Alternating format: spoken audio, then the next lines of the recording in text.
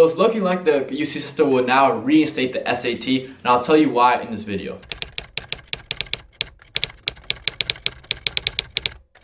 The Daily California released an article on the UC system. They basically talked about how the UC system did abolish the SAT, but it was completely against the vote that was held by the UC Academic Senate's Leadership Assembly, which is basically consisting of all the top professors from every UC campus combined into one. And the vote basically consisted of either you wanted the SAT/ACT to be, still there, or you wanted it gone. The vote was 51-0 in favor of keeping the SAT/ACT, yet the UC system still abolished the SAT. So they basically disregarded all those professors' opinions. How dare you? Because all 51 professors said, yeah, keep the SAT, and 0 said don't. Already you can see that the UC system is not thinking straight when it comes to the SAT. They have said on record is that the SAT, it does discriminate against Blacks/Latinos because historically, apparently, they are shown to have a lower income than white and Asians. Well, that is true in terms of, I guess there is some discrimination going on, but at the same time, the SAT is an equalizer and a common yardstick that can be used to measure students.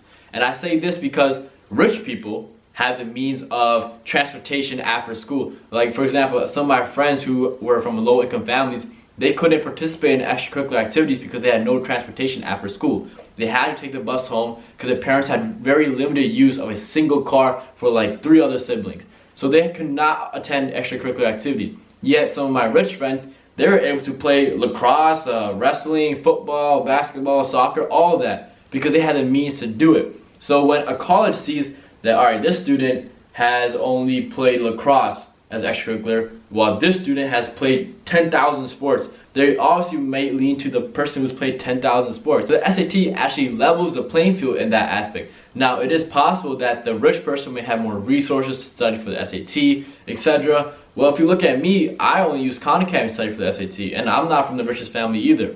So it's possible to study for the SAT even if you're from a low-income family. So that is why the SAT is so important, because it can be used for every single student, and it literally equalizes the playing field, and we need that. What's interesting is that while the UC system is talking about abolishing the SAT, and they have not touched on the factor of grades, like the A, B, C, D, E, etc. Because studies show that grades are more prone to inflation than SAT scores. Because with grades, there's so many assignments you get throughout the school year, and some students may not even be honest when completing these assignments, so their grades may be like 4.0s, or like 3.8s, 3.7s, when really they should be getting like a 1.0 or a 2.0. So if the UC system really wants to be the pioneer in this field, they will not only abolish the SAT, but they will also abolish GPA consideration, because GPA inflation is real and SAT score inflation is non-existent. You really can't do that. But with GPA, you can manipulate that GPA all you want.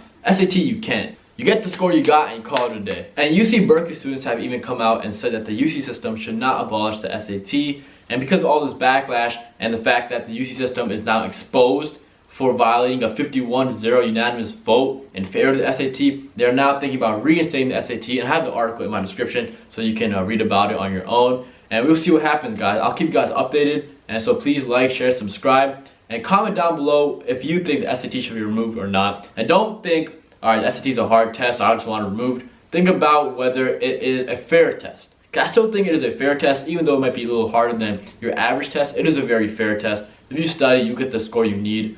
So comment down below what you guys think. Stay tuned for next time.